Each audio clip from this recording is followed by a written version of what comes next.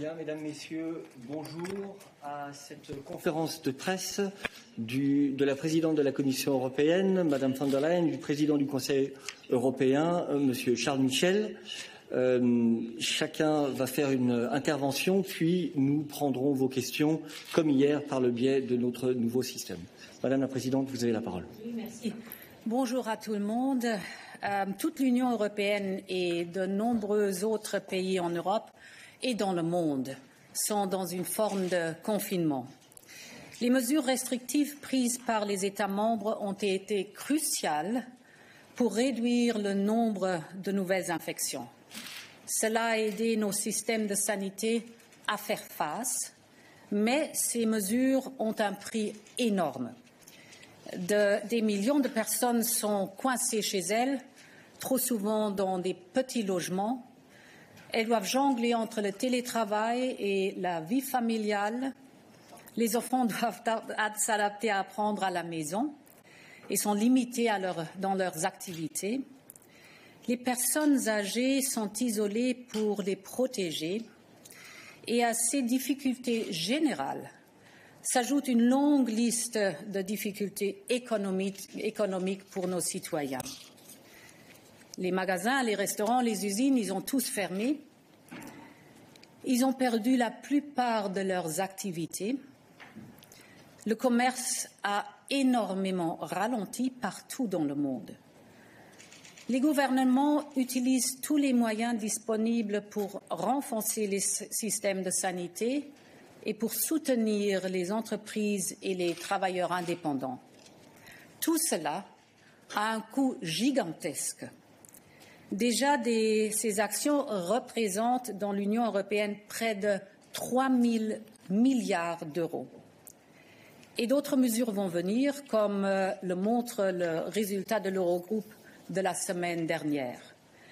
Dans ce contexte, les autorités publiques doivent évaluer soigneusement le meilleur moment pour commencer à lever les mesures de restriction l'une après l'autre. C'est une tâche très difficile. Les pays de l'Union européenne ont été touchés de manière différente en ce qui concerne l'intensité et le calendrier de la pandémie. Voilà pourquoi il n'existe pas de mesure unique à proposer comme solution. Il faut une solution proposée sur mesure pour chaque État membre. Les chefs d'État et de gouvernement nous ont demandé de rédiger une feuille de route de façon à sortir de façon coordonnée des mesures de confinement. Aujourd'hui, nous honorons leur demande. Je tiens à dire qu'il ne s'agit pas, je dis bien il ne s'agit pas d'une annonce selon laquelle nous pouvons aujourd'hui accepter la levée des mesures de confinement. Il s'agit simplement de proposer un cadre permettant aux États membres de prendre leurs décisions. De façon générale, nous optons pour une approche graduelle.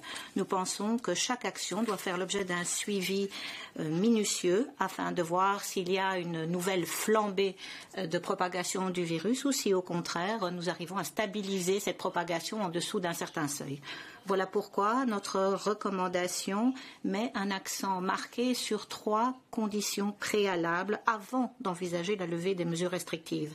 D'une part, nous devons disposer d'un critère épidémiologique fiable qui démontre qu'il y ait une diminution significative de la propagation du virus sur une période de temps suffisamment longue. Deuxième condition préalable, c'est le fait que cela soit combiné avec la nécessité pour le virus de rester à un niveau de propagation en deçà d'un certain seuil, et il nous faut des réserves et des soins de santé suffisants. Cela ne veut pas dire qu'il faut uniquement des capacités d'accueil pour les patients atteints du Covid-19, mais il faut également que le système des soins de santé puisse accueillir des malades souffrant de maladies chroniques ou d'autres maladies aiguës ou critiques. La troisième condition, je pense, est évidente. Si vous avez ce seuil, si vous avez des capacités d'accueil suffisantes, il vous faut aussi une capacité de suivi et de contrôle, c'est-à-dire des tests qui soient réalisés à grande échelle. Ces conditions seront accompagnées de recommandations visant à assurer une sortie consolidée, graduelle et coordonnée partout dans l'Union européenne. Par exemple, pour reprendre ce qui se fait déjà, les campagnes de sensibilisation doivent se poursuivre de façon à continuer à sensibiliser la population sur les mesures d'hygiène nécessaires et fondamentales. Elles sont simples mais efficaces. Il faudra également progressivement des mesures plus ciblées qui, petit à petit, remplaceront les mesures générales. Et il faudra bien évidemment assurer un suivi minutieux. Alors, je voudrais maintenant passer à une autre question qui est également importante, c'est le volet mondial, la dimension globale de cette crise qui touche tous les pays forts, les pays plus faibles, vulnérables. C'est un virus qui ne connaît pas de frontières et qui ne pourra être vaincu qu'en passant par une coopération et une coordination internationale. Ce qui vaut pour l'Union européenne vaut pour la planète. Le G20 a mis un accent tout particulier sur cela et je ne peux que m'en féliciter. Ce qui est essentiel aujourd'hui, c'est la coopération, c'est l'amélioration de l'état de préparation de nos pays pour faire face aux pandémies. Cela veut dire améliorer le travail en matière de diagnostic, de traitement et de développement et mise au point d'un vaccin. Lorsque nous aurons un vaccin, si nous devions avoir un vaccin, nous pourrions alors le déployer partout dans le monde. Je pense que c'est notre meilleure chance collective de vaincre ce virus. Pour aider cette initiative à l'échelle mondiale, il faut se doter des moyens financiers nécessaires. Voilà pourquoi j'ai décidé de lancer une conférence de bailleurs de fonds en ligne qui se tiendra le 4 mai.